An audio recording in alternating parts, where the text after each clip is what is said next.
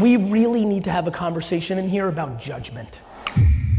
The far majority of you will not go home today and start posting more on Instagram and LinkedIn and Facebook and Twitter, not because you don't get, I love when people are like, Gary, I didn't grow up with this technology. I don't get it. I'm like, that's nice, Sue. You didn't grow up driving and you figured it out. It is very cute that you tell me you didn't grow up with this and that's why you don't get it. I am wildly smart enough to understand that you are bright enough to spend 2 hours on an app to figure it out. The reason you're not posting or doing is because there's insecurity about what you're gonna say. You got your perspective. I just wanna be happy. Don't you wanna be happy? The fact that we sit here in 2020 in the maturity of the social web and these opportunities, and there are still 2 platforms right this second that require $0 for you to start communicating what you want to happen in the world, I think is remarkable. That doesn't even take into account the fact that Facebook ads, YouTube pre-rolls, this new Spotify ad product that is gonna have hosts read live reads like the old radio game for podcasts, Facebook, Twitter's appropriately priced, but everything else I just mentioned to you, the ads are underpriced. The cost of spending $1,000 on these platforms to get people to see something is underpriced. I really am desperate, with even the tone and tenor that I'm bringing to this talk, I'm desperate for people to understand how wild this is. I want to remind everybody, for everybody who raised their hand in the first group like myself, the way you built a business or brought awareness, if you're 43 and older, in the way we grew up, was by spending a lot of money. Ads cost money. Direct mail, newspaper, radio ads, television, that cost money. It was a very high cost of entry to build brand. Brand is the whole game. I think when I analyze what's going on in the business world and with people, I think most people are transactional. I believe, how many people here are entrepreneurs? Raise your hands. I believe the majority of the hands that just went up, that when I look at the delta between the ones who've won and the ones who've won less than they've wanted to, I put them always in my mind into 2 groups. One group is transactional, AKA deeply care about the money in the short term. And the second group is looking to build brand, AKA reputation in perpetuity, and are more concerned about playing it out in the long term. What is exciting for me right now is that this device, like the fact from this young man down and up, every one of us has a device in our hand that is a computer that is actually more powerful than the computer that Ronald Reagan had when he was running the free world. It really is interesting. It really is. I think, again, what I'm really trying to establish in this talk this morning is, I don't think people have quantified the opportunity. I struggle, regardless of circumstance, with people dwelling or complaining in a world where the internet is free, has no idea who you are, could care less, it's right there, and it becomes a game of skill, not necessarily finances, to actually win. It's interesting to me. It's interesting to me that you can be in the retail business overnight by setting up a Shopify account, which costs nothing, when that same action to sell something 30 years ago meant that you had to sign a lease and build out a store and rely on the local traffic that walked by. It scares me and excites me that the biggest music company in the world, Spotify, was built in Sweden by a kid. And on and on and on, and you've heard every story. But more importantly, for every ridiculous story we've seen of Instagram or Facebook or Uber or Spotify, there are hundreds of thousands of stories of people with wins that are micro versions. I actually think the most unhealthy thing in entrepreneurship and opportunity is the big stories that everybody thinks they have to build $1 billion company. I think we do not talk enough about the practical $150,000 a year, $300,000 a year, $700,000 a year business that you genuinely love what you do and you can live your life being happy and financially sound, and what the cost of entry to be able to do that is in today's environment, which once again, let me say very slow, between putting out a media company, if you decide to put that on a WordPress or a Squarespace, a retail company, on the back of a Shopify, you could start a radio show that is global on the back of just uploading something you record on your memos on your phone and upload onto Spotify and Apple and SoundCloud. My friends, distribution is free. I know it's a nerdy thing, like it's not like some big profound statement, but let me say it nice and slow. Distribution is free. It used to cost a fortune. Now what you put inside of it is the variable of your success, not your financial capabilities to create the distribution. You have to, I wish we could zoom in. I literally have goosebumps on my neck right now.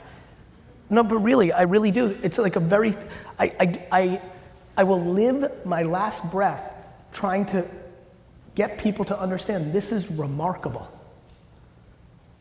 This is a game of perspective. Are you educated or capable of seeing it from the lens that I'm speaking about today, which is the barrier to reach the end person, whether you're a financial advisor and trying to get to a client, whether you sell bow ties, whether you want to be, how about the fact if you want to be a professional football player and now there's all these websites where you can upload your film because the scout didn't come to your tiny, tiny town and now you actually can be discovered. Like, everything has changed. My question and my dream every time I speak is, can I get one person in this room to get their piece? For me, if you are not disproportionately happy sitting in this room professionally, which will trickle into your actual life, you have to take a step back and understand this perspective.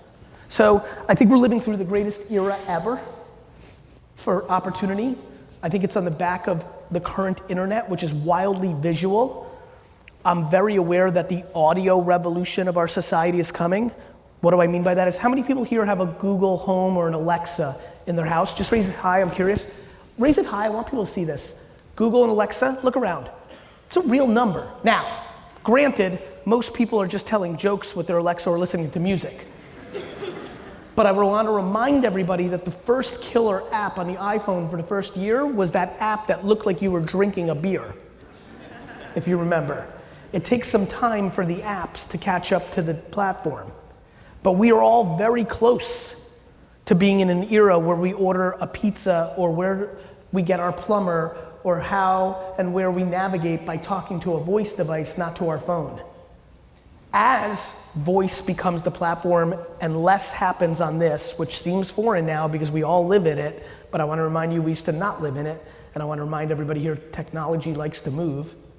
When, not if, when you start doing a lot of things that you do on your phone right now start happening on a voice device, it will no longer be visual and written, which will lead to less opportunity to grab attention to the current opportunity landscape, which I'm gonna remind everybody is quite remarkable. Because if you've got a local bakery now and you can do a really good job on LinkedIn and TikTok for free or on Instagram with money, when in a decade we go into voice and I say, Alexa, send me 6 muffins to the office, Amazon gets to decide which muffins come to the office. Now, if you did such a good job building brand and I knew about Carol's muffins, and I said, Alexa, send me 6 Carol's muffins to the office, you've now accomplished your task. I spend 100,000% of my time on brand. I want people to know my name. I want people to know the name of the things I do. VaynerMedia, my agency. When we killed Mr. Peanut yesterday, which a lot of you heard about, that is us doing brand. That makes you think about Planters. You weren't thinking about it prior to what we did yesterday. We think about it. It's all brand. And so I just want you to get your long tail of it. And this is what's led me to the most interesting conversations of my career, because as a businessman, I never thought I would get into categories like parenting and insecurities and self-esteem.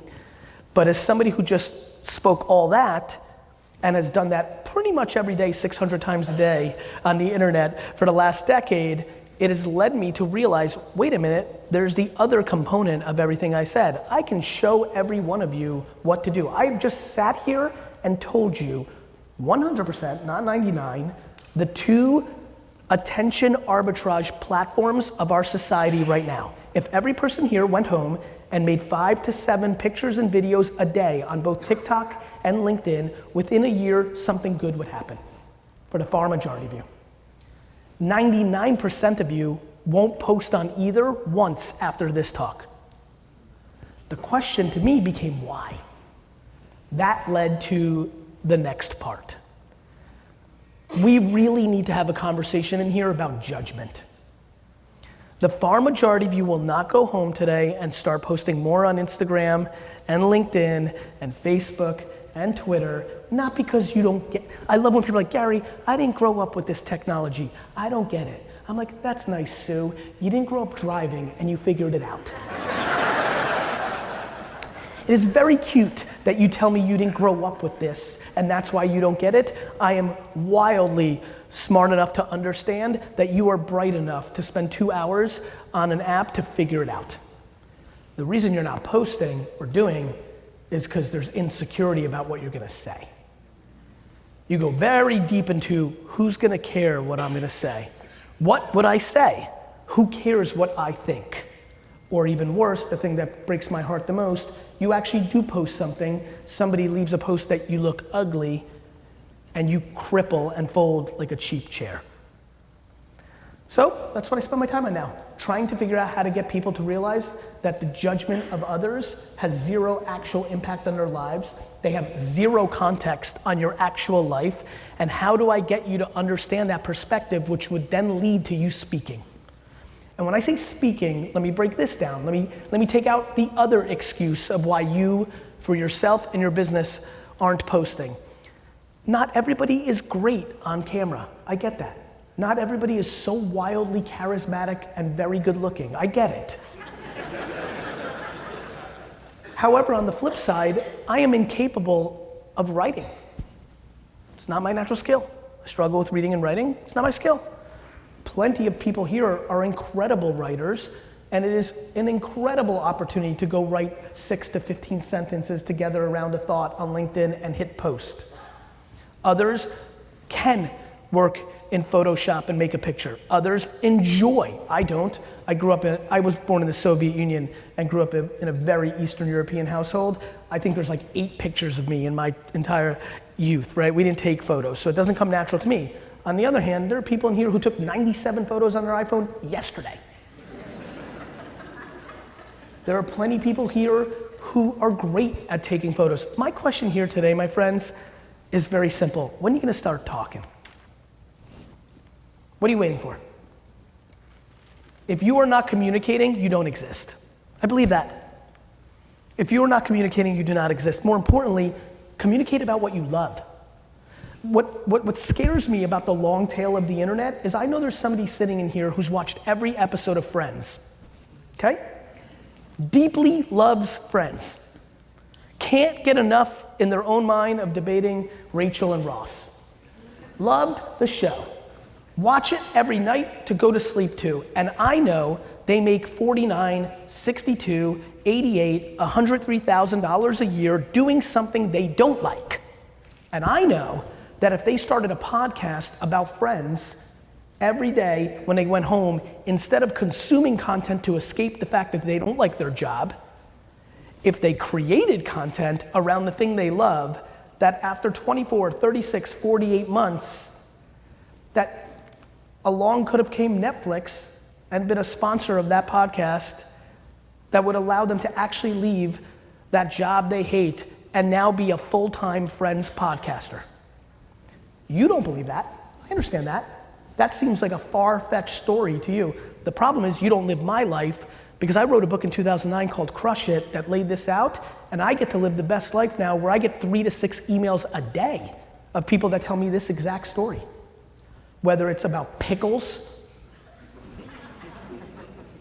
People like pickles. I do too. I eat pickles like crazy. Star Trek, Esports, don't even get me started because I used to push it a lot and people have gone completely and made real careers in that. Just stuff. I just really, really, really hope you hear me today. Whether it's for yourself, whether you're a top executive in your organization and the company still does direct mail or print or still sponsors the town fair instead of running content and ads on Instagram and Facebook. Guys, it's 2020. And don't give me this, not in my town, not in my industry. I'm watching. Your town, your industry. And so that's where we're at. The biggest opportunity in the history of humankind to do what you want to do, and yet you will continue to find reasons not to. And I think that comes in under the categories of self-esteem and self-awareness. And I think we need to make those words important in our society. You can work hard all you want. If you're insecure, you're gonna be vulnerable. Because the second there's pushback, and there's always pushback in the journey, you won't go there. So that's my framework. Those are the things I think about. I spend a lot of time thinking about that. And then, I have a company that helps Fortune 500 companies navigate that world. And I see it every day. Just going back to the planters thing, because I know it's on the radar today, there was a real debate if we could get America to know that Mr. Peanut was dead so that we could run the Super Bowl spot that we're running during the Super Bowl. And if we couldn't, the spot won't make any sense. I and VaynerMedia knew that the internet is real. We knew that if you went on Twitter, like we did yesterday, The Daily Show will pick it up at night. And it will be on all the recap emails this morning, and in the papers, and the AP, and the USA Today. The internet is real life, this is fake life. I'm really going, I know where the giggles come from, and by the way, an enormous amount of people hate that thought, right? I live in life, I know how we are doing such a great job currently demonizing technology. We hate that my favorite is my friends who are parents who because they know where I sit on tech, and they're like, Gary, I'll be hanging out with them and they'll be like, Gary, this tech is terrible and the kids are on it too much, but the second the kid comes over and bothers our conversation over a glass of wine, they throw the iPad at that kid like it's the cure to every disease. The hypocrisy that we have around technology is fascinating. We as humans are incredible at romancing the past and demonizing the current. And so these are the trends I watch. But I will say this, if you are a vibrant, active, ambitious human being, which there is zero reason for you to be at this conference if you're not, zero. And you do not, for yourself or your company, produce in the ballpark of 7 to 25 different pieces of content across 3 to 9 different platforms a day, you are making a fundamental mistake. And I'm gonna say it again, because when you're talking about 25 pieces of content a day, in a world where 98% of this room is not making 25 pieces of content a year, we have a very big disconnect between where I sit on this and where you sit on this. I am giving this talk for one reason, because D-Rock is filming it, and I'm gonna air it in a decade on whatever the current platform is, when it has been completely accepted that everything I just said was 100% right. I have zero interest of you actually taking the advice I just shared. I don't know you. I've got my own problems. I'd prefer it.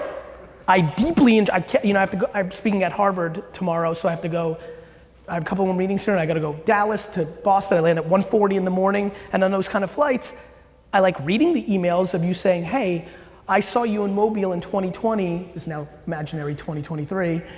I finally listened. I was passionate about X, Y, and Z. I did do an Instagram account or a podcast or a YouTube show, and now 3 years later, this happened. I love that. That is the big win for me in this room. But you won't. You won't. And I know that because I've lived this life now for a while. What is more likely is you're gonna email me in 6 years and say, I wish I did, because this happened. because I was the leading lawyer in town, and this other person who's not even, the emails are funny, right? Gary, they come in all shapes and forms. Gary, I wish I listened to you. And you start reading it, because I want the qualitative feedback to learn, right? Heard you 4 years ago at the Atlanta Business Summit. You said the thing. I didn't believe you. I thought you were loud and obnoxious. I'm not cursing today because Nagy asked me, but you cursed. It turned me off. I'm a Jersey boy. Meanwhile, this upstart kid, he listened to you, and then my favorite line, no matter what it is, lawyer, doctor, real estate, he's not even good at being a lawyer, but he's killing it on Facebook and he's hurting my business. What do I do now? And I smile. I smile the same way that I saw some of the kids on the field yesterday that didn't go with Vayner Sports, that we know we were in the final two with them and they went in a different direction. I see them, I root for them. I'm a kind person, my mom did a good job, but I'd be lying to you if I didn't say when I look at their faces, I smile knowing they made the wrong decision. Because I love merit, I love sports. You either make the right move or you don't. I've already won by articulating my thoughts here today. Either you're gonna actually use this talk as the final piece to actually get out there and finally do this, because you cannot be in this room and not know what I'm saying is actually right. Or you're not, and then you lose, and then I get to see you, because they're both good. I did it or I didn't do it. I both enjoy, because I actually love the merit of the game. I mean that. So, I hope you do it. I don't need you to do it. As a matter of fact, I'll get really technical on you. A lot of my smartest friends always ask me why I do this, because if these people start making content and start running ads, it's gonna be harder for you to build what you're building, Gary, and they're right. The feed of Instagram, Facebook, Twitter, it's just one feed. It's just supply and demand. If all of you start posting, that's just more content, less attention, less opportunity for me to build what I'm building. That's where it's going. So I hope I've articulated the punchline.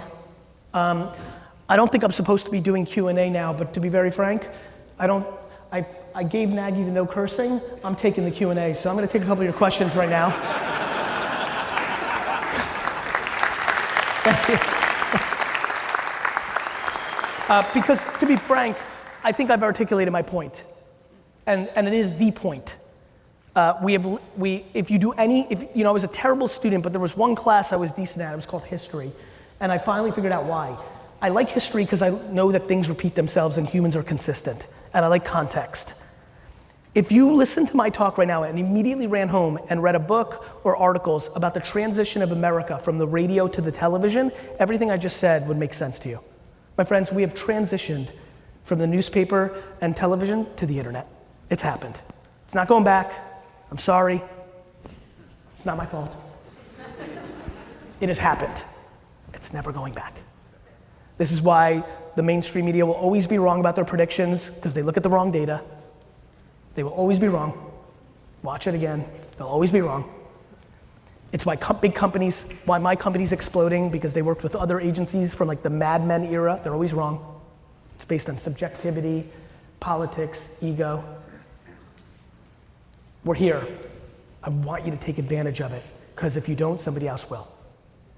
There's 330 million of us out here in this country, and 7.7 billion. Yes, sir. Yeah, so Gary, if a person runs a company. What's your name? My name is Brent. Brent? Yeah. Nice to meet you. A person runs a company, and of course they have their own social media platforms and accounts. The company. I have one for They're personal. for their business. How do you divide up the kind of content? Do you cross-pollinate there? Yes. What would you recommend to a person? Brent, I think you can do both, right? Like I do, I'm Gary V, but my family wine business, Wine Library, has an account. Empathy Wines, my direct-to-consumer wine brand, has an account. VaynerMedia has an account. We cross-pollinate. Obviously, if you're a big personality, and big comes in a lot of senses. Let me rephrase, I'm not gonna use big. If you're a personality that brings value in whatever shape or form, you're gonna see more following. People like to follow people over businesses, but it's all about value exchange. But yeah, you'll appreciate this, Brent. There is no right or wrong. Really, there's not. I would say the only thing that you can do wrong is not being yourself. I see a lot of people scared to actually be themselves because they're scared who's watching. And I hate looking at all your LinkedIn accounts. You've got like a suit and tie, looking all professional. Like you think something bad's gonna happen if you're normal. I look like a mess up here. I'm wearing a Tierra Whack sweatshirt. Like the results always win. And I think a lot of people hold back their natural self. The market doesn't care in the end. Somebody may judge you, but the market doesn't care. Yes, sir. Hey, Gary. What's your name? Tucker. Tucker. So I started a podcast called Behind the Grind Show. Okay. On Instagram, LinkedIn, everywhere you listen to podcasts. We started in October. Thanks for your commercial. Next. Go ahead. We started in October. And Okay. We interview entrepreneurs and high-performing individuals, and we've had a decent amount of growth in this short period of time. That's awesome. And all because of you. But All because of you. we just- You executed. Yes, sir. We just recently got reached out by a couple people that are wanting to become sponsors or have their bosses that are entrepreneurs on. So my first question is, when is the right time to start To monetize? monetizing? And then second, we just got reached out to potentially do like a live audience podcast. Yep. Because people in Pensacola, Florida, Studer Community Institute, they reached out to us about potentially brainstorming on that idea. So would that be a good direction for the podcast? Everything you said is yes and no, and it's important for you at this young of an age to understand that. No matter my level of successes or different people's levels of experience, the punchline is it may be yes or no. The key is to not do something that you're so locked in that once you taste it and you realize it's no, that you can't get out. The wrong thing to do with whoever you just talked to in Pensacola is to sign a 2-year deal to do it live there, and after the second one, you're like, this sucks, I don't want to do this. So you keep flexibility. The audience won't be mad at you for monetizing, they'll be mad at you for selling out. And that's a very big difference. But I think, but it's so exciting, right? Because I go through this spiel. How long have you been doing it? Since October of last year. You mean 4 minutes? If I'm correct with October and you factor in Thanksgiving and Christmas, you're talking about 9 seconds. Right. It's important for you to see. Now, for them to get that level of reach out, they just might be good.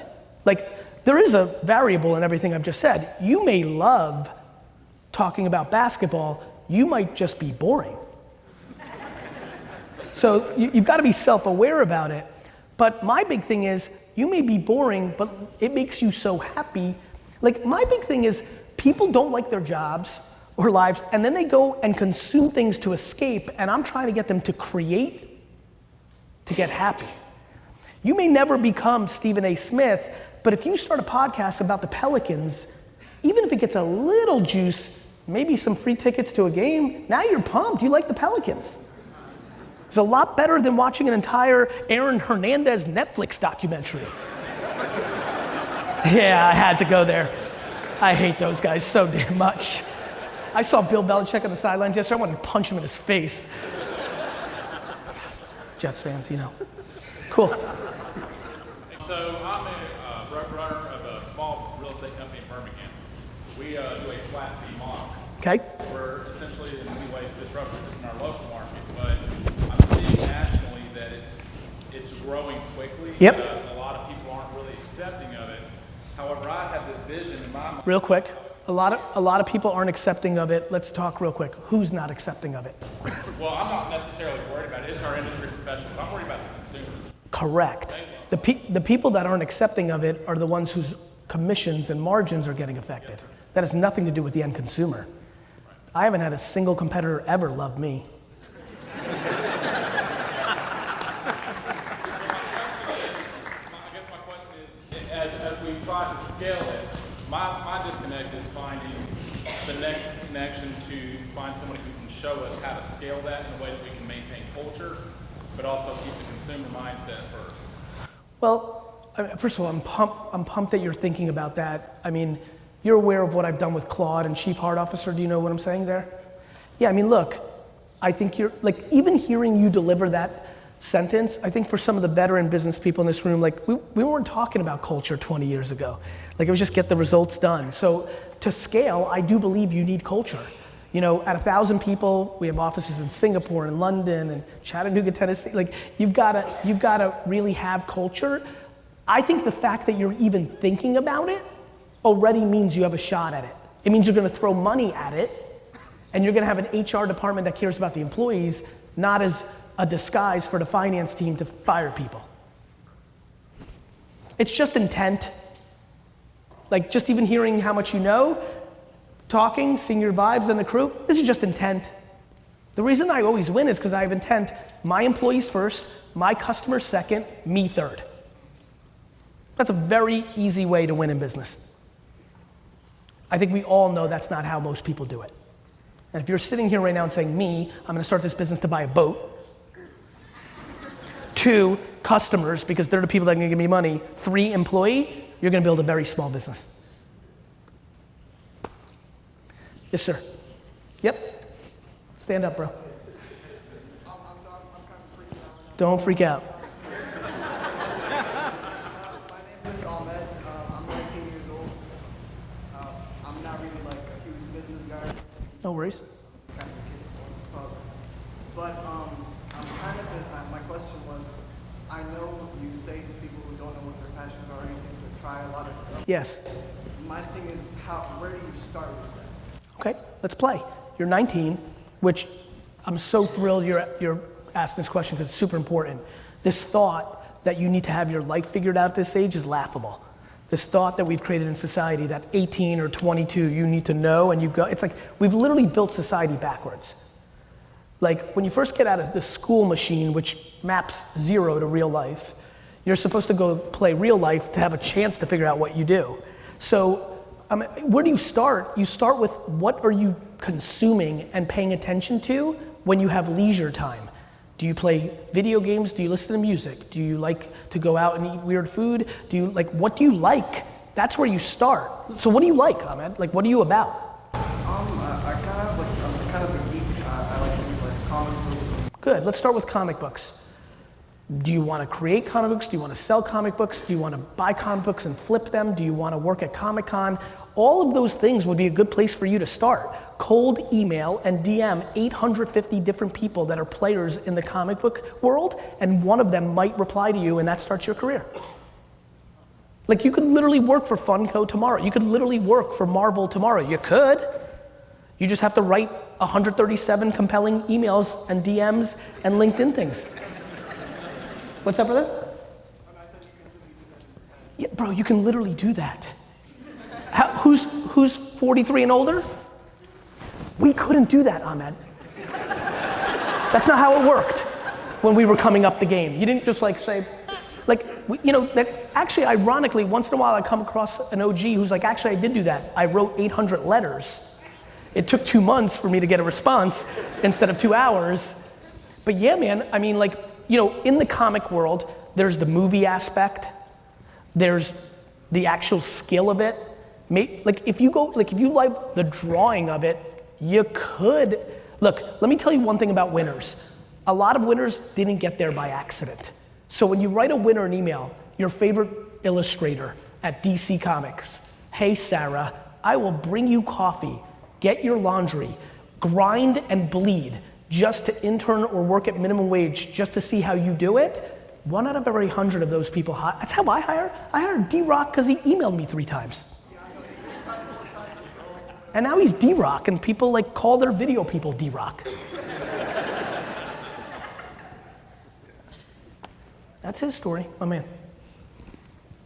So, my name is Christian. About a year and a half ago, I started a quarterback development company in the Northeast area. Love it. Listening to a bunch of your stuff, I've always been kind of in the world of wanting to create content for things, but my surrounding people just wasn't about that. So, wanted to say thank you first off for kind of being that person to kind of motivate me to go. So about a year and a half ago, we started doing a live podcast on Facebook. Kind of started taking off.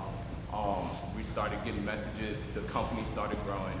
About a week ago, we got a contract for the AYF, which is American Youth Football in the Northeast, to do all of their camps and clinics. So it's been super awesome. Also, my name came up for some high school coaching jobs, so it's been the world's just been kind of going crazy. I'm super happy right now. No, that can't be. So my question is, And it's just crazy that, a year and a half ago, I dreamt about this, and now, this is actually coming out of my mouth. But my goal is to get into the NFL as a coach one day. And right now, I see myself in a point of struggling between maintaining the company and then having to go over into putting my 100% of my effort into the coaching. Maybe don't try to make the company as big as you know you can, because you can't allocate 110% of the energy to it. You're now looking at the company from the perspective of, as an alpha, as a winner, as an ambitious young dude, you're like, I'm building this. Right. You don't have to build it. Like, so many people in this room, how many people here own their own business? Great, this is gonna really hit for a lot of you. There's a lot of people that you can talk to afterwards. If you guys see this man afterwards, tell him that built companies, and they built it, let's say, from 0 to $1 million a year, or $500,000. And they loved it. Life was awesome. But from $1 million to $1.5 million, that screwed it up. Like, there's a Mendoza line where people don't understand this. This is why I push happiness so much. I'm thrilled that your business now does 3 million instead of 1.6 million, but you used to love your life at 1.6 and you hate it now because you're managing, or you're doing this or that, or you're stressing. I think you can control the size of your business. You can also bring someone in. You can bring in a partner. You can bring in a big time employee that gets bonused on net profits. There's a lot of hacks for you to go at this. You also can be very patient. Oh yeah, I'm super. Good, so then you shouldn't be stressed. If you say, how old are you? 28. Great. If you say, I'm gonna be in the NFL when I'm 42, guess what? It gets a lot less stressful when you're thinking in 14-year terms. It gets a lot less stressful when you're not reading other headlines, when you hear some 26-year-old got the look to be the number 2 on the offense at the Bengals, all of a sudden you're frustrated. Don't worry about anybody else. Just like those friends around you that were like, nah, that won't work. Don't worry about the 26-year-old whiz kid who's on Buffalo right now. That has nothing to do with you. Take it from 44, 42 is plenty young to get your first NFL coaching job. You understand? Our relationship with time is something we really have to start talking about in a society. It will take a ton of anxiety out of the system. Bro, in 18 months, you've accomplished more than a lot of people ever accomplished in their life. Got you, bro. Yes, ladies. Lady, either, whoever. I'm a financial. What's your name? Rosie. Rosie. Okay. I am a financial advisor. Okay. And I'm new in the business. I've only been in it for 3 years. Okay. But I'm the only female in the office. I have no offense to the white-haired men in the room, but I have an office full of that. Yep. So they don't understand. So we need to be doing this. We need to be doing that. And the other thing that we face is because it's the financial industry, it's very heavily regulated with what you can say and can't say. I'm very aware, but people use regulation as an excuse to not do. Well, that's what I'm saying. So how do you combat? You execute. How should I combat the? By not talking to those old dudes. Very simple. Don't look for permission. Focus on execution. There's nothing more fun. My whole life I was told what I was doing was wrong. It was crazy to launch an internet site for a liquor store in 1996. People thought the internet was a fad. Forget about, is TikTok a fad? Some of the OGs in here know, we debated if the whole thing was a fad. Right? And then I did email instead of catalogs, and that was not smart. What's email? And then I bought Google AdWords, and I was spending more money on Google AdWords than I was spending on direct mail and newspaper ads, and that was stupid.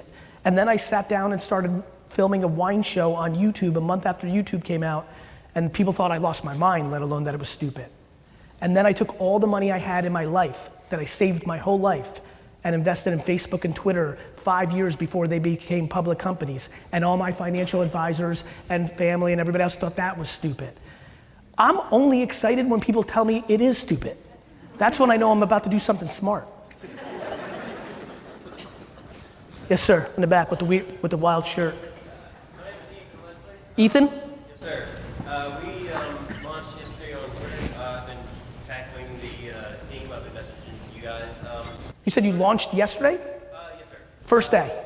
Yeah. Epic, go ahead. Launched something called Section. We are going to be a platform that networks people, people that are afraid to complete their dreams or pursue their dreams or doubt, basically everybody's free. Okay. I started watching you last year, and I was same mom. And so I want to build a platform that people can achieve their dreams because, well, I've always known that I could, and I lost it. And so essentially why I'm here is I want to schedule a meeting with you. It's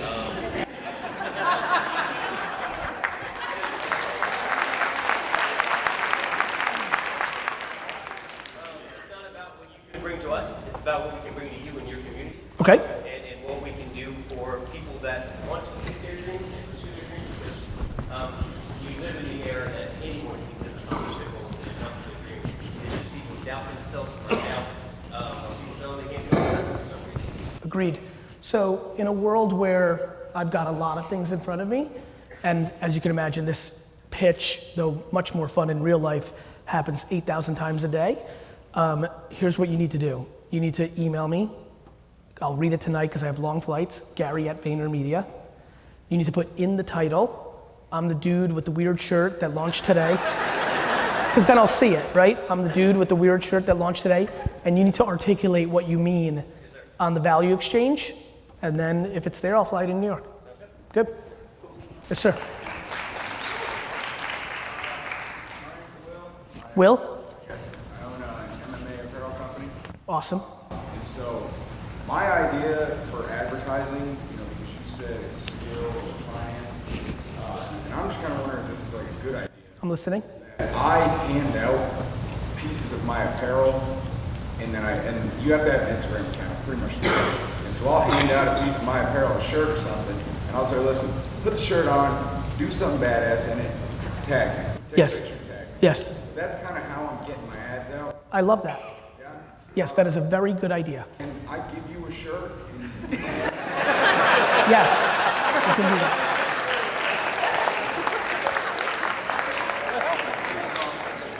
You can definitely give me a shirt. Is it a medium? yeah, it's a large. I won't wear it. Somebody else that will take it? No? Get me a medium and I'll wear it. I'll get you a meeting. Where am I going to send it? Where should he send it? How should he do it, D-Rock? You know what? D-Rock's right in front of you. Messaging you on Instagram. Yeah, I get 80,000, he gets 8,000. It's all screwed up. D-Rock will give it to you right now, the info. Like, D-Rock, send it to Attention Lou, and then I'll wear it. All right. And can I get a picture? Yeah, you can picture.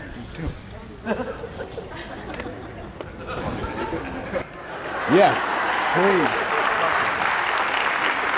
And press the tag button. Real pleasure, man. Yeah, dude. This guy's fucking huge.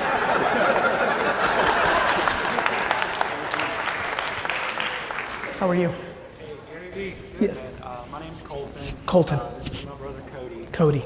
And we come from a father-son company. Our dad started a B2B medical distributor like 20 years ago. Okay. So now we're kind of taking that over. Okay. We still do a lot of direct mail. Yeah. A couple thousand pieces a month. We started LinkedIn this year. Yep. What are you seeing? What's that? What's happening on LinkedIn? Good.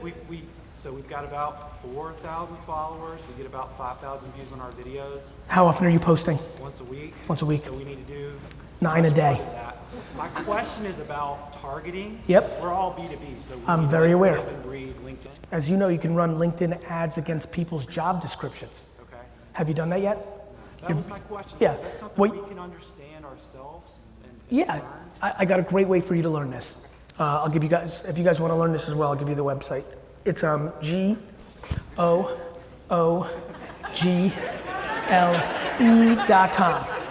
But what's really pumped, why I'm really excited about this is you guys, clearly you're capable, can literally, this is crazy, you can literally go to Google and say, how do I target specific professionals on LinkedIn ads, enter, and have unlimited ways to figure out how to do it. It's not the tactics, it's the knowledge of. The knowledge of knowing that you can target people on LinkedIn. LinkedIn makes direct mail look like child's play when you understand it. Then when you really understand it and you realize that you have to do different content for different doctors in different sectors, in geographic, gender, race, mindset, it gets real gnarly. You understand? And you can target specific companies too, right? Like Yeah, you can, and the way you do that is you target a specific company, all the employees, and the ad, the piece of content starts Does your head buyer know? Does your accountant know? Like, you see where I'm going? So what you're trying to do is get the employees to forward it to the CFO or the CIO or the head medical device buyer. I don't know what that terminology would be. You see where I'm going? You can literally write the words to say, if you're selling SaaS to financial services, you can literally write along with the video or the PDF or whatever you want. You got to try different stuff. Does your CFO know that she can, because you even know that the CFO in that company is a woman? Like, you can do such smart stuff. People don't. All of this is just like health and wellness. Would you like to be healthier and better shape? Let me help you. Eat well and exercise every day. Meanwhile, people are like, ass implants, steroids, like apple cider, celery, like people are looking for the hack because people don't want to put in the work. Yes, sir. Hey, Gary, my name is Michael. 25 from Scotch Plains, New Jersey. Get out. Yeah. That's awesome. I see you go garage sailing all the time. I go to Scotch Plains. By the way, that's my favorite other thing, side hustle life. You could make $20K a year garage selling on the weekend, selling on eBay. If you need some side cash, garage sales. Anyway. I say I watch all your content, but you always tell us not to, go out and do, so that's what I try to do. Mine is a kind of a two-part question like his. Since I'm so young, I'm 25, I kind of have the pressure of, get a job, get out there, do, you see Instagram, everyone's doing everything, and then you say go out and taste. And for me, that hit me, a little bit later. For me to go out and taste, I did, I'm in sports management, what I majored in. Then I went back home to do real estate with my father, tried to do that, and really felt like that wasn't for me and my passion wasn't Good for you. happy.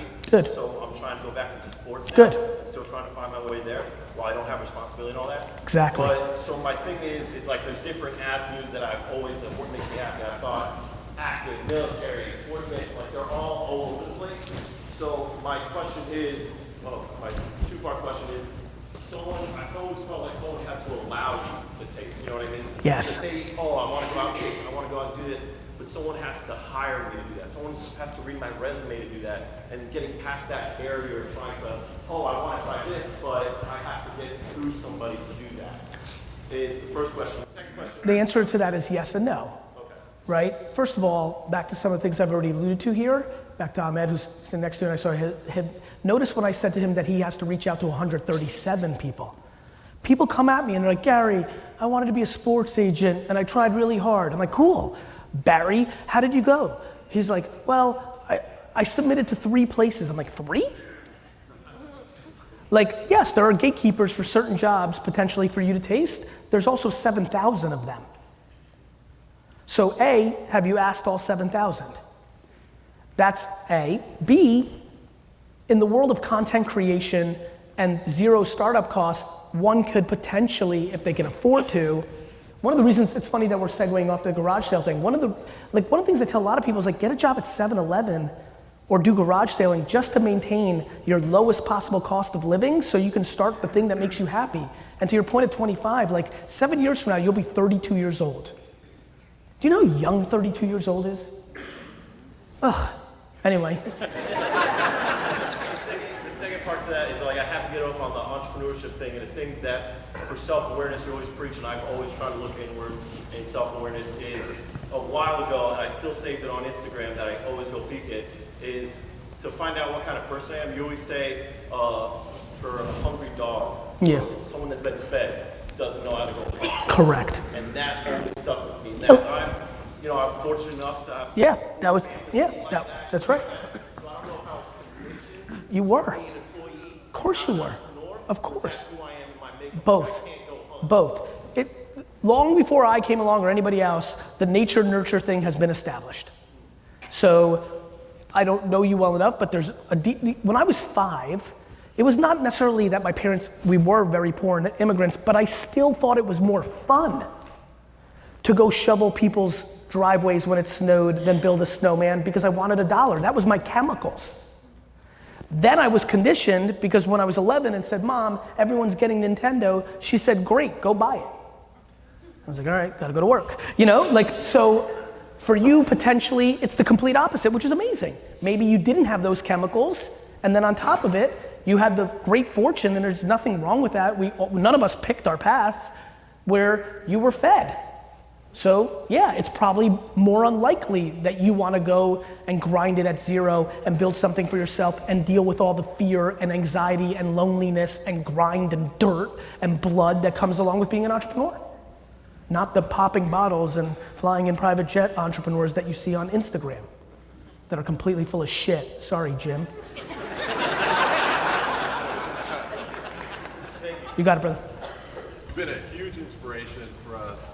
We created a content creation, videography, photography company. Love. Social media. It's actually our 2-year anniversary, so it's great. Congrats.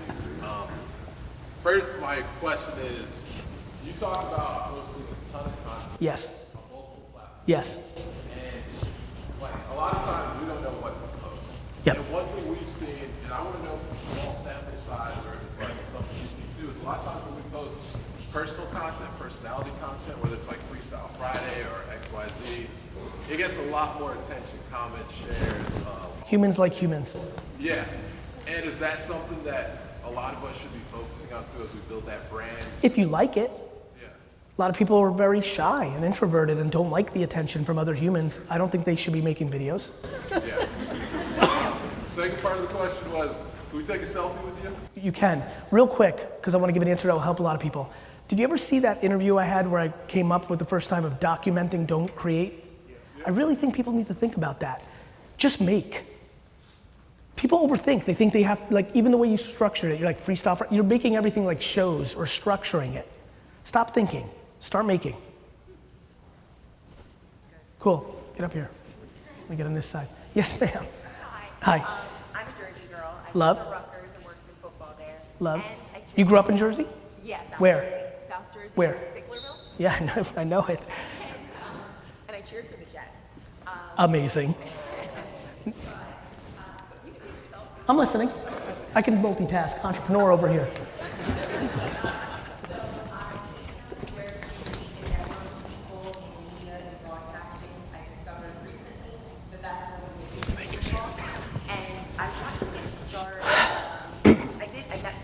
I was just saying hi to everyone and just putting myself out there. Good for you. But I want to know about two things actually. YouTube versus TikTok. Would you just Both. Got it? Thought that was going to be the answer. And two. But know this, TikTok is a crazy place right now. Yeah. In a great way. In a great way. I have given the same advice my whole life. I am very basic. How many people here follow me on Instagram? Thank you. So you guys know, I love putting up videos 10 years ago, a little chubbier, younger version of me saying the same stuff I'm saying right now. So I'm saying that for the people in the room that don't know me. What I'm about to say matters a lot. In the history of my career, the organic reach thing, the nobody knows who I am, I want to talk about Alabama football, nobody knows who I am, I have 0 followers, MySpace, Twitter, Facebook, Social Cam, Vine, Snapchat, Instagram, LinkedIn, YouTube, none. Not a single platform has even been remotely close to what's happening on TikTok when you post your 3rd post and 800,000 people watch it. Now it's already, I don't know if you noticed this, D-Rock, it's already declining because here comes the content, because there was so much attention compared to content, but you would destroy it on TikTok. Thank you. Yeah. If I were you, I would make 3 TikToks a day. Okay. The way I think you get to the question they had, which is like, what do we make? Right. I think you look at what's on the Explore, like the trending page, and the biggest mistake people make is they hear this, they go home, they're like, screw it, I'm gonna do it. I'm motivated, Gary Solo motivating, I'm gonna do it. And they're like, they download TikTok, and they're like, now what? 2 things. 1, back to that crazy website Google, it's crazy. It's an epic one. You know, what works on TikTok, enter, read for 3 hours, but way more importantly, consume TikTok for 5 hours and then make a decision. Don't call your 11-year-old niece and be like, what's this TikTok thing about? She's gonna tell you from an 11-year-old's perspective. You're here for business, for building a brand. You're coming from a different angle.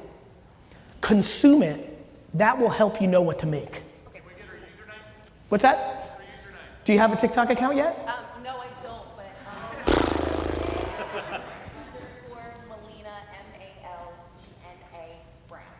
Love it. Thank you, man. You're welcome. I love attention.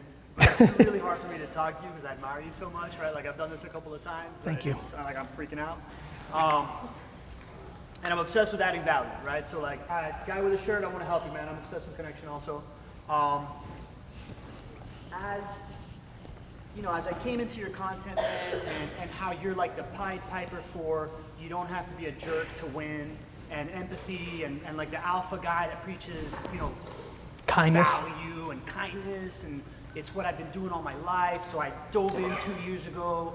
I'm like the butt of your old joke and like the hero story of the new thing, right? Like coddled by parents. I had to completely unlearn that. Like my man over there, you gotta unlearn it. You gotta like get vulnerable, get dirty. You gotta eat. You know, like I don't want to cuss because I know that you're. Nagy will beat us up. Yeah, he's tough. And then restart again and iterate, right? That being And said- real quick, I apologize. Let's not demonize, like none of us picked our spots. Like I didn't pick like, hey, I'm gonna be born in Russia and then come to America. Like, let's definitely not over demonize people that had great fortune of being in a situation. They just have to decide what they want in their lives. Like, you know, we really need to deploy self-awareness. Not everybody's supposed to go on and be an alpha #1 and build something big. Like there's a lot of ways to skin it, but nonetheless, I just wanted to add that because I didn't want that theme to get too far away. Keep going. Cool. That being said, man, the big like connection point for me, I'm like yelling so because I'm Hispanic and I yell and you're close, whatever. The big connection point for me was like when I realized that content is like networking on steroids. Everything Correct. that you do person to person, Correct. you can like put on content and put it out. Yes. And I'm learning so much from you, and then I'm like reading the Steve Jobs book, and I'm like, bro, I'm just learning from you like it was an audiobook every day, all the time. That's the plan. You know, like For free. And then you release a library that's searchable. Yes. Right? So like I just wanna, man, I want you to like talk about that searchable library. Okay. It's so valuable for people that can see that, and how do you put that together? Because there's two people, the people that can't make content, and the people that make a ton of content, and they don't know what to do with it. So to categorize it would be amazing. So, thank you. And I So, don't want to give you a bean. please. I know you like beans. I do. And This is from the charger that we gave you last night, bro. I love it. Thank you, Alright, man. you're the Thank man, you. I love you, bro. So the search engine, we transcribed all my words into metadata from every single video I've ever put out in the history of my life, and then put it into a database and made it searchable. So we have a search engine on our website. I'm still not even promoting it. You know what's so fun about playing the long game? Like, you're hardcore enough in my content that you know it exists, because I promoted it for like 1 day. I don't even really know where it is. I think it's on my website. Like, I believe it's gonna be the biggest thing I leave, because the earlier thing I talked about, which was like the voice device. Yeah, of course, I heard. You know, I'm so excited that I'm gonna have an Alexa skill in 10 years that's gonna allow you to be walking through the kitchen or in the office and say, Alexa, I need to speak to Gary. And you're like, Gary, what should I do when a manager is doing this? And I'll actually reply because the data has been structured. That's gonna be rad. So that's why I did it. That's what I'm anticipating. That's what we're building. And I think a lot of people are gonna do that with audio information. We love speed. There's a lot of things you're doing now that you said you would never do because you like speed. Many of you here 10 years ago said you would never text. You now text. Many of you 5 years ago said that you would never use emojis, this is stupid, and now you send poop emojis, right? The reason you do that is because of speed. The emoji is literally this is quicker than okay. All of you are gonna use voice devices in your home and office because it's gonna be faster. That's all.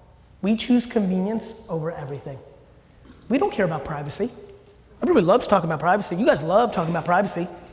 What about privacy? What about it?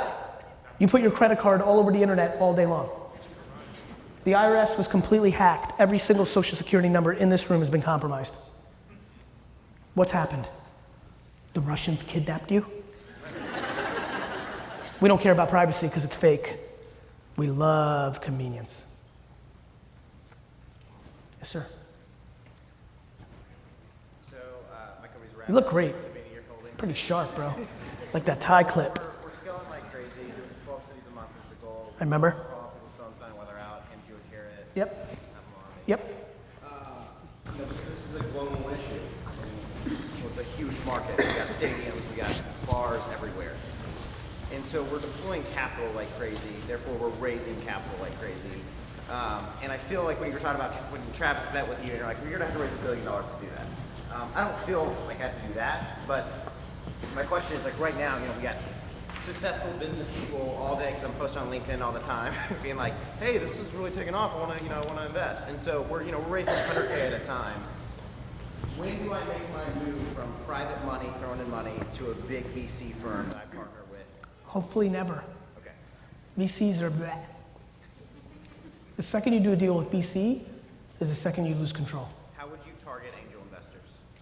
I would do what I said to a lot of people here. I think you've got enough juice going on right now that you're probably better off going to an extremely high net worth individual. I'd much rather you take $8 million from a guy or a gal that is either third generation wealthy or made it themselves and believe in you, because they'll give you a lot more control than some kid that went to Stanford and likes Excel sheets.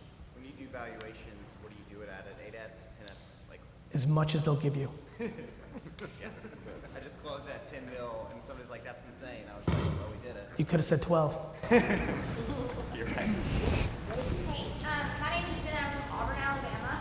I still work in corporate America, but I'm trying to break into the industry. So when it You're trying to what? to break into the sports industry and do what I really Break into the sports industry, got it. But the issue is when it comes to LinkedIn or any type of social media, having to, I want to say conceal it, but I can't post or really, get into it publicly due to my bosses or whoever obviously being with me on LinkedIn. I have to represent the company I'm trying to work for. But it's really difficult to manage both. Well, I mean, it's one thing if you put on your LinkedIn, like, I hate this job, I'm looking for a new one. No kidding, you wouldn't do that. You feel like it would be disproportionately frowned upon in your organization if you started talking about your passion about sports? Actually, a coworker, like, What's that? a coworker of mine actually reported that I was posting something about sports or whatever on my social media. What's her name?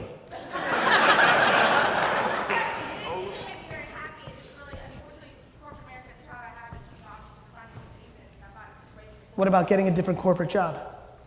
I have applied, so I'm just going to continue searching, but I know what I have is awesome. I mean, here's the good news. That's what you have to do if you're telling me that the culture within the four walls, like every organization is different. Like my company has so many side hustles going on. I'm not even sure if people have their own secret VaynerMedias that compete with us going on, Like, so I think you may need to find a different place to work. Like if you were my sister, I'd be like, hey, because this is, where I'm going. How many places have you applied? Are you so passionate and / unhappy? Are you willing to get a job that pays you even $5,000 less a year because you're gonna eat a little more crow, maybe, to go, like happiness over everything. But right now, if you're painting the picture you're painting, you have no answer unless you go somewhere else, because it sounds like Sarah in accounting is a real issue. Yes, you should do it anyways if you're prepared to get fired. Well, great. Well, if you're prepared to be fired, do everything. Go punch her in the face. Start with that. Yes. Hi. Emily.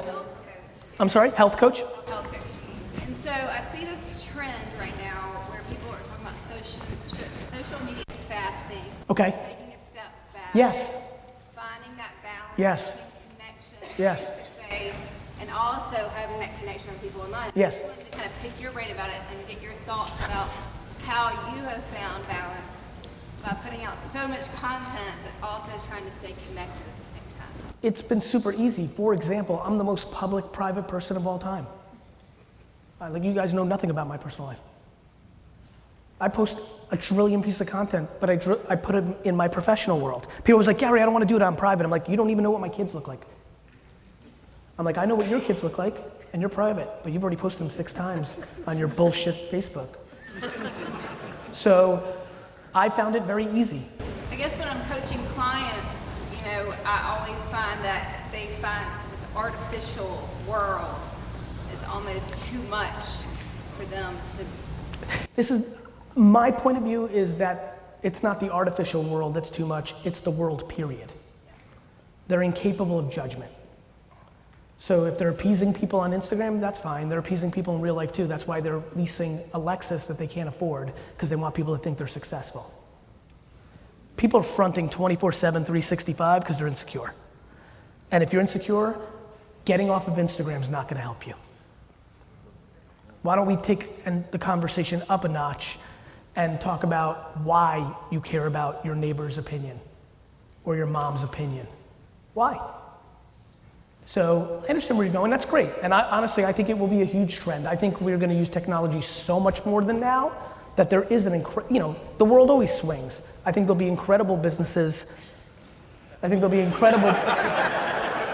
incredible businesses of detox centers where you go to the woods for 4 days. Like I've actually been doing a lot of work lately. I've never been into buying real estate, but I've started the process of looking at major cities and seeing what the most rural 1-hour drive is and what the cost of the real estate is, because I feel like buying a bunch of trees an hour outside of like any major city that literally has no cell service is like a good business in 10 years because people are gonna want it for 3 days or a week. That's great, but there's a much bigger issue at hand, which is, are you capable in dealing with other people's opinions? 99% are not. That is because of the last 30 to 50 years of parenting, DNA, and many other variables, and that is why I'm so passionate about the things I talk about, because when you get quiet, and it comes in both forms, the biggest breakthrough I think I've said that I like, almost as the consumer of me, is if you can't hear the cheering, you can't hear the booing. I'm sure for a lot of you that have no idea who I am or haven't seen me before, you've seen people come up today and give me some nice compliments and my impact. I don't hear that in the same way that I don't hear somebody saying I'm full of crap or a snake oil salesman. I keep it not too high, not too low. And that's helped me quite a bit. And I think the reason people struggle is you love Instagram when they say you look real pretty, but you hate it when they say you're ugly. You love it when they say that's fresh, but you hate it when you see somebody else having a fresh time and you're at home. People are getting too high and too low. And so we need to have conversations with ourselves. Limiting our time on TikTok's not gonna do it. Jim, one more because I saw it up there. I didn't even know you four were up there, but I love you so much. Let's go. What's your name? I'm wanting to start a food truck, but I'm wanting to do it in a college town. So I'm wondering what you think, like, in terms of like budgeting and all of that, like what's gonna be the best since it's gonna be catered to college kids, like that's what I'm going for. I think you should go to campus and search Twitter and Instagram in that 10-mile radius and pay attention to what they like. Okay. Before you guess, I think you should figure out what the demand is. Well, I'm from Texas, but I've moved to Alabama, and like one thing that I'm like always finding with meeting people is that like Tex-Mex is not a thing in Alabama. Obviously, it's not Texas or Mexico. I've heard. The Mexican food in Alabama is nothing compared to what it is in Texas. And people are always like, yeah, when I was in Texas, I loved it. So you're gonna break, I love that. So by the way, that's a great counter and something I love. Like the introduction of something that you know humans like in one place, as long as it's not so foreign and doesn't hit the palate, and I think that connection's a layup. So okay, so you figured out what you're gonna make. Yeah, so I'm gonna do Tex-Mex, but my goal is to go in the next 3 to 5 years from having a taco truck to having a restaurant. Okay. I think that's like something that's smart, or just say I don't think it's smart or not smart. I think it's not smart to put yourself into a jail. Okay. You saying to yourself, I'm gonna do this in 3 to 5 years is gonna lead to anxiety. Do it in 12 months, do it in 12 years. Oh, by the way, it all depends on what the arbitrage is. You might realize after a year, wait a minute, why would I open a restaurant where the leases are too expensive? I wanna open up 9 more trucks. Stay fluid, don't create a North Star. Here's what you focus on. Let me bring this Tex-Mex delicious food to these kids and then let me react to what happens. If that leads to a location, great. If that leads to 13 more food trucks, great. If that leads to a big company coming in and trying to turn it into a national chain or a product that's sold by a frozen food company, keep it open, because a lot of people at their young stage make these arbitrary decisions of 3 to 5 years I'm gonna do that. They actually stick to that, and then they don't see all the other opportunity because they're on this narrow thing that a lot of times ends up not being the right thing. Awesome. Thank you guys so much. Thank you.